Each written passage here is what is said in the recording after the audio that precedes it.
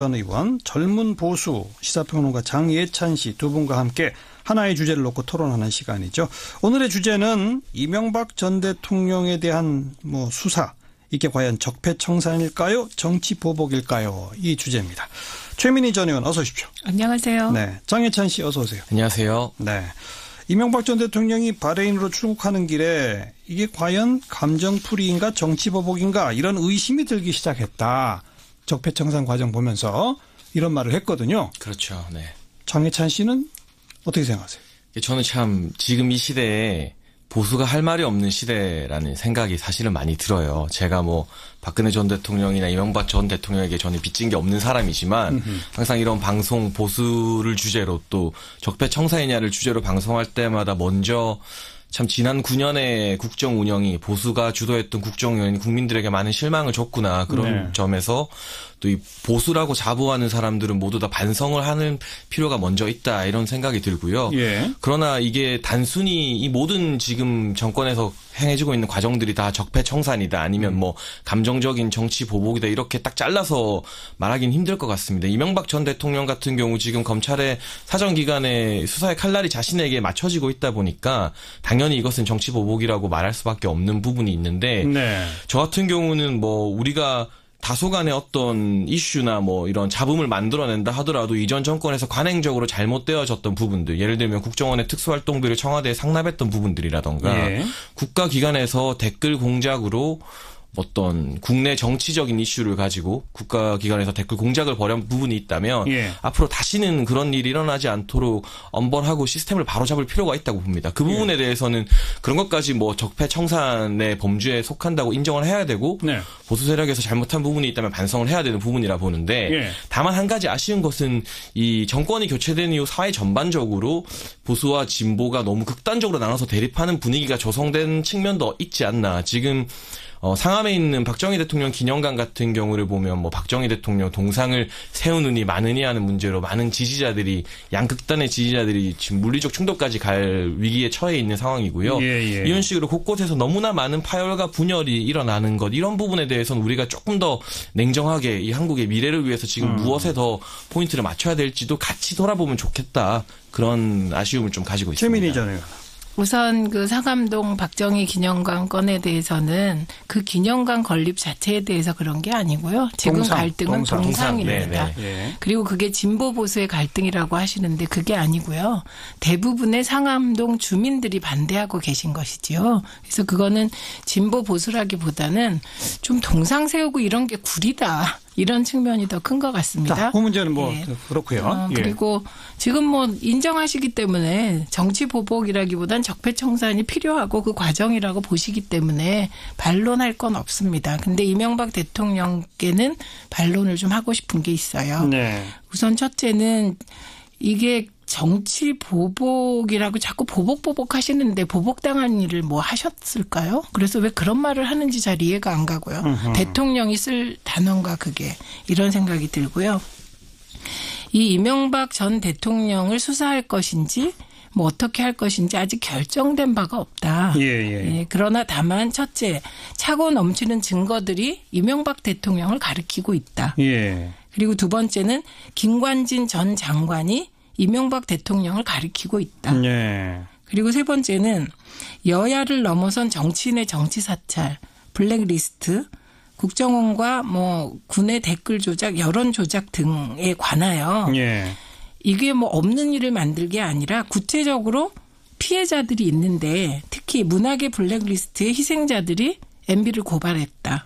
박원순 시장이 자기 사찰한 거에 대해서 MB를 고발했다. 그리고 BBK 피해자들도 고발했죠. MB를 고발했다. 그래서 이거는 머릿속이나 특정 집단이 팀을 만들어서 시작한 일이 아니라 차고 넘치는 증거와 그리고 이명박 대통령의 사람들이 그리고 피해자들이 이명박 대통령을 수사해달라고 법에 요청하고 있는 상황이다. 이 말씀 드립니다. 증거가 있고 고발인이 있다. 그러니 수사 안 할 수 없다? 그 말인가요? 저는 검찰이 수사를 안 할 수가 없을 것이다. 이렇게 봅니다. 장예찬 씨 어떻게 보세요? 당장 구속까지는 조금 시간이 걸리거나 검찰에서도 여러 가지 어떤 증거들이 더 나와야겠지만 참고인 조사 정도는 이제 귀국 후에 논의가 될 것으로 보여지고 있는데요. 김관진 전 실장이 안보실장 전 국방장관이 MB에게 댓글 작업에 대해서 보고했고 지시를 받았다고 말했는데 네.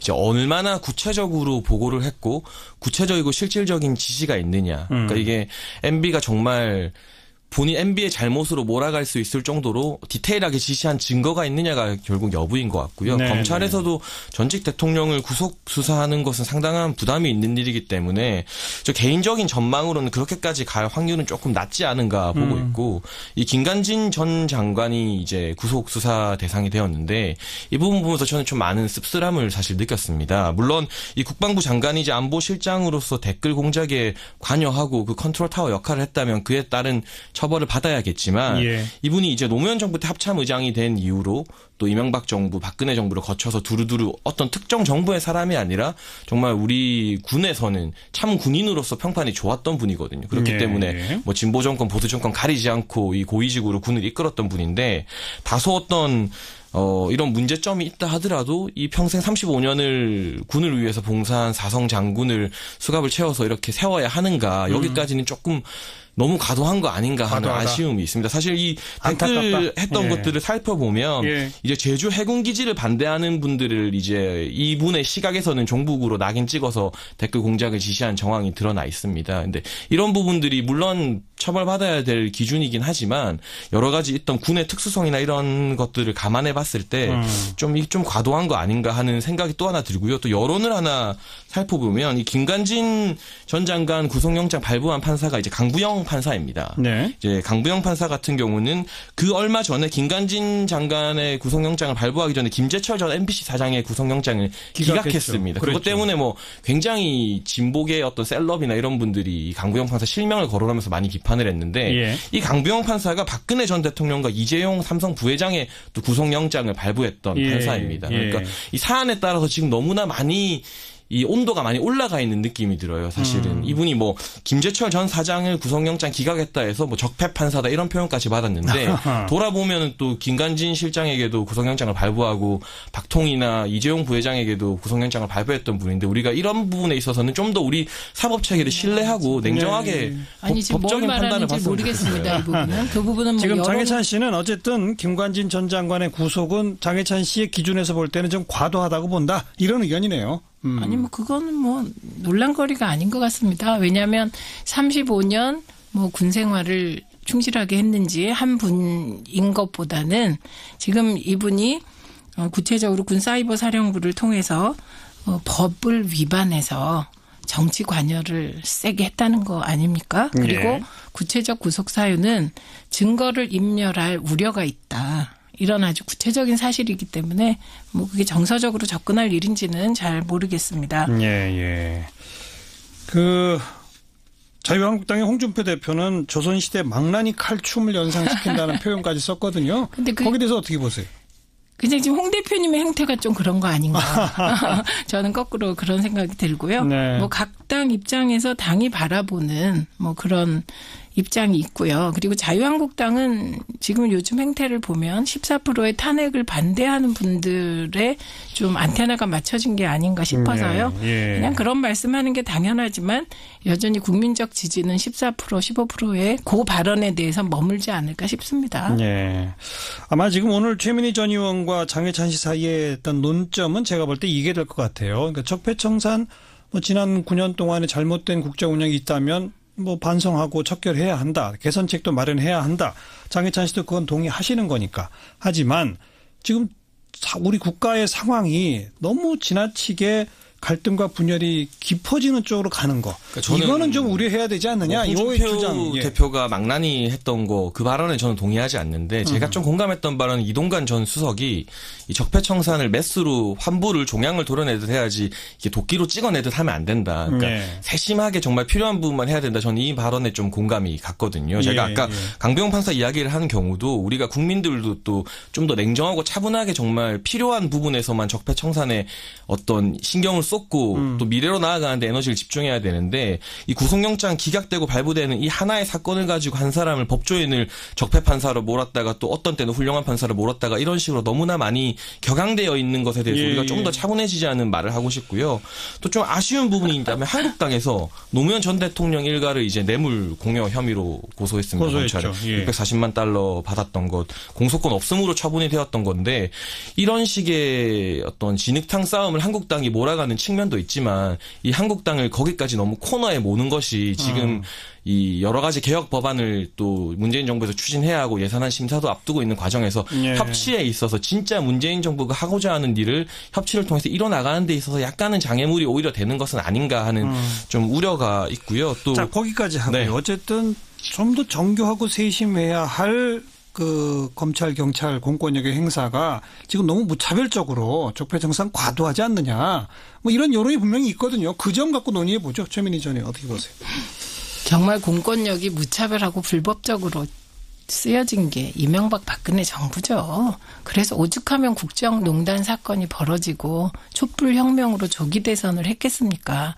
저는 그에 비하면 지금 굉장히 정교하게 증거와 새로운 증언들에 의해서 검찰이 조심스럽게 지금 적폐청산을 하고 있다고 봅니다. 아하. 그리고 이제 우리는 이명박 대통령을 구속하라? 이건 일부 주장이고요. 예. 그건 이제 검찰이 수사를 했을 때 그 결과에 따른 거 아니겠습니까? 수사 결과가 정말 구속할 만한 사안이라면 그때 가서 고민하면 되는 거죠. 그러니까 미리 일찍 뭐 이명박 대통령 구속할 것이다, 뭐 할 것이다 이걸 전제하는 건 또 다른 물타기일 수가 있다고 생각합니다. 네. 그래서 저는 지금도 충분히 검찰과 법은 조심스럽게 작동되고 있다 이렇게 보고 있고요. 그리고 이제 여기서 조금 죄송한 말씀을 드려야 되는 게 검찰과 사법 정의가 과연 이전 정권에 이게 구현됐느냐. 그게 전혀 아니란 말이죠.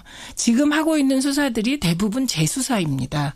그런데 재수사 요건에 해당되는 재수사예요. 그 이유가 뭐냐면 댓글 사건에 대해서 군사이버사령부에 대해서 이전 정권의 검찰과 사법부가 이거 조사하고 재판했습니다. 그때 제대로 못해서? 예, 그때 제대로 못했고 예. 그야말로 촛불에 의해서 정권이 교체된 결과 검찰과 사법부가 이제 제대로 일하고 있는 겁니다. 그래서 지금 진실이 드러나고 있는 것이고요. 진실이 드러나는 게 힘들 수 있습니다. 우리 전체가. 그리고 또 진실이 드러났을 때 책임을 져야 되는 세력들. 엄벌을 받아야 되는 분들이 있지 않겠습니까? 네. 그런 분들한테는 힘들지 모르지만 저는 다시는 국정원이 현실 정치에 개입하고 심지어 군 사이버 사령부가 현실 정치에 개입하는 일은 이게 국기문란이잖아요. 예. 그래서 이 정도의 어려움이나 이런 건 우리가 감내해야 되지 않을까 싶습니다. 충분히 조심스럽고 신중하게 하고 있다. 네. 그 주장인데 어떻게 보세요? 저는 뭐 그 부분에 대해서는 각자 판단이 좀 다르겠지만 그 마지막에 해주신 말씀, 이 군 사이버 사령대라던가 국정원이 더 이상 이런 댓글 공작에 관여하는 관행만큼은 어떻게든 좀 이번 기회에 끊어냈으면 하는 공동의 바람을 가지고 있고요. 그건 뭐 자유한국당마저도 지금 동의하는 바입니다. 그거는. 그렇죠. 예, 근데 예. 이제 보수 세력에서 느끼기에는 예. 이제 뭐 정교하게 진행하고 있다고 말씀해 주시지만 상당한 많은 위기감을 느끼는 것 같아요. 뭐 정권 교체도 거의 10년 만에 했고 그래서 지금 이 어떤 이 보수 대 진보의 대립구도로 가면서 어떻게 보면은 뭐 하나의 보수 통합 논의가 좀 더 빨리 불을 붙게 될 것 같고요. 심지어 이제 유승민 이번에 바른정당 대표로 선출이 됐죠. 유승민 대표가 영원한 정치적 동지라고 평가했던 조혜진 전 의원 같은 경우도 MB를 만나고 바른정당에서 탈당해서 자유한국당에 입당을 했습니다. 정병국 의원 같은 경우도 MB를 최근에 만나서 보수통합 이야기를 들었다고 하고 있는데 이 보수 세력이 느끼는 위기감이 상당히 크고 이들이 지금 자유한국당이 뭐 정말 지나간 저도 왜 안 그랬으면 좋겠습니다만 노무현 전 대통령 뇌물공여죄로 그 가족들을 고소하고 이런 식으로 국정을 발목 잡기로 늘어진다면 정말 5년 동안 이 정부가 개혁 입법이나 예산 처리에 있어서 야당의 도움도 받아야 하지 않겠습니까? 근데 그 부분에 있어서 정말 5년 동안 정쟁만 하다 끝나게 되면 그 책임이 설령 야당에게 더 많다 하더라도 앞길로 못 나아갈 수 있기 때문에 힘을 가진 쪽에서 조금 더 양보하면서 따뜻하게 손을 내밀어서 어쨌든 협치하는 방향으로 나아가길 원하는 국민들의 여론도 내년 이후로는 조금 더 생길 거라고 보여지고요. 그래서 이것도 아주 현실적인 얘기입니다. 계속 몰아붙이다 보면 결국 국회에서 협치가 안 되고 그럼 법 개정 아무것도 못하는 거 아니냐 이런 주장에 대해서 말씀해 보세요. 그러면 그 양보라는 게 무슨 의미인지를 잘 모르겠습니다. 왜냐하면 지금 당장 그 지난 정부 국가기관의 범죄 행위로 인해서 피해받은 피해자들이 이 검찰에 수사를 해달라, 진실을 밝혀달라고 하는데 그 과정이 정략적으로 보았을 때 개혁 입법 통과가 어려우니 너네들 참아라 이렇게 그분들한테 얘기하라는 건가요? 피해자들한테. 저는 지금 이제 오히려 가르마를 타야 될 건 자유한국당입니다. 잘못된 건 잘못됐다고 인정을 하고 그리고 그건 그거대로 해결해 나가는 겁니다. 다만 예를 들면 방송장악이라고 지금 MBC 사태 총파업 놓고 얘기를 하는데요. 지금 그런 말을 하시면 안 되는 거죠. 예를 들면 사장을 선임하는 과정에서 문재인 정부 청와대가 낙하산을 내려보냈다. 그럴 때 방송장악이라고 싸우시면 되는 겁니다. 네. 지금까지의 과정은 이명박 박근혜 정부의 방송장악의 적폐를 내부 구성원들이 해소하기 위해서 몸을 바쳐서 애쓰는 과정인 것이거든요. 그래서 발목을 잡는다는 얘기를 듣는 게 이런 지점이고요. 그래서 도저히 수사를 안 할 수가 없어서 하고 있는 겁니다. 제가 보기엔 최소한이고요. 예. 이 최소한은 어쩔 수 없습니다. 박원순 시장이 부당하게 국정원의 정치 사찰로 피해를 봤다 내가. 그런데 그 정점에 MB가 있는 것 같다. 수사해달라고 고발했습니다. 그러면 국가는 답을 해야죠. 그래서 그 답하는 걸 가지고 흔드시면 안 되고 네. 오히려 지금 자유한국당이 차라리 최저임금을 이렇게 1만 원으로 빨리 가는 게 이게 사회에 도움이 되겠냐. 이런 거 가지고 문제 제기를 하고 네. 대안을 제시하는 게 낫지 않을까 싶어요. 그리고 몇몇 의원들이 이명박 대통령을 만난 뒤 자유한국당에 입당했다는 건 뭐 별 이슈도 아니지만 그런 식으로 지금 모든 적폐의 근원으로 많은 국민들이 그리고 피해자들이 지적하는 MB를 만나서 통합 얘기를 하면 뭐 하겠다는 겁니까? 정말 이렇게 과거로 돌아가서 하는 건 정말 저는 보수에 나갈 길이 아닌 것 같습니다. 네. 피해자가 있고 고발인이 있는데 어떡하란 말이냐. 여기에 대해서 말씀해 보세요. 그렇죠. 뭐 수사를 하지 말라, 뭐 협치해야 되니까 수사를 그만하라 이런 분이 말씀은 아니고요. 근데 지금 뭐 더불어민주당 내부에서 이제 어떤 식으로 적폐를 청산할 것인가에 대한 문건들이 공개됐잖아요.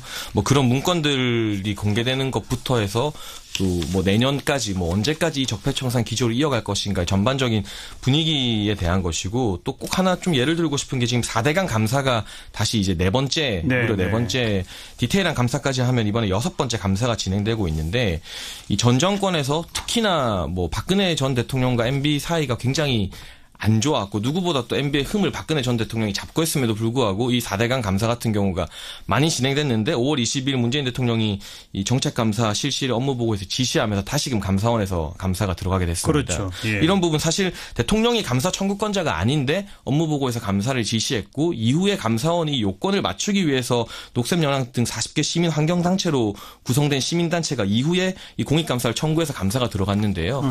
이런 부분에 있어서 정말 타겟이 반드시 MB를 감옥에 넣고 말겠다는 어떤 그런 너무나 강경한 기조가 너무 보이는 게 아닌가 하는 그런 부분에 있어서는 조금 아쉬움이 있고 수사하지 말자 뭐 이런 차원이 아니라 과연 이 기조를 언제까지 끌고 갈 것인가 말씀하신 것처럼 저도 최저임금이라던가 예를 들면 이번에 방중에서 시진핑 동아시아 지금 순방하시면서 시진핑 주석과 정상회담했잖아요. 한중 정상회담 굉장히 중요한 이슈였고 저는 대단히 좋은 뉴스를 대통령께서 만들어냈다고 보셨는데 그 당일 이제 인기 뉴스 기사 순위를 보면 전부 다 이명박 전 대통령이 그 적폐 관련해서 정치 보복이라 했던 인터뷰가 뉴스를 다 가려버리더라고요. 그런 부분은 오히려 이 새롭게 국정 철학을 전개하는 이 정부에서 꼭 득이 되는 것만은 아니지 않나. 정책 논쟁으로 가게끔 안 되게 하는 게 적폐청산일 수도 있다. 이런 지적이 있네요. 언제까지 여기에 매몰되어 있어야 하느냐는 아쉬움이 좀 있냐는 거죠.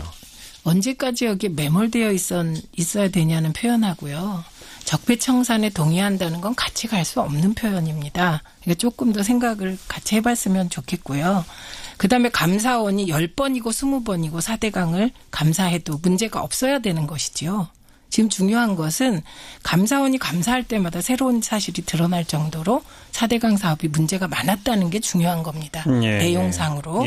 그리고 감사원의 정치감사 부분도 어떻게 할지 해결해야 되겠죠. 그다음에 이제 민주당 문건 말씀하셨는데 저는 뭐 민주당 문건 봤습니다. 근데 뭐 국정감사에서 나온 내용들을 쭉 정리한 것이더라고요. 그거를 또 이렇게 정치적으로 악용하시는 이유는 참 알 수가 없습니다. 그래서 되게 할 말이 없으신 게 아닌가 자유한국당 이런 생각이 드는데요. 구체적으로 적폐 현황에 들어간 내용들을 보시면 이건 뭐 정쟁의 대상이 아닙니다. 첫째는 제2롯데월드 인허가권 같은 경우 이게 범법적 요소가 있는지 살펴보자. 그다음에 두 번째는 국가정보원 개혁 방안에 정치인 사찰이 다시는 안 들어가도록 내용을 잘 다듬자. 예. 그다음에 세 번째는 2015년에 있었던 한일 위안부 협상 진상조사하고 정부 차원에서 제대로 못하면 국회 청문회 하자. 예. 네 번째는 다스에 관해서 부당특혜 지원 의혹이 있다면 수사하자. 그리고 특히 상속세를 물납하지 않았습니까? 그 김재정 씨 죽고 다스 사망하고 주식으로. 나서. 예. 예.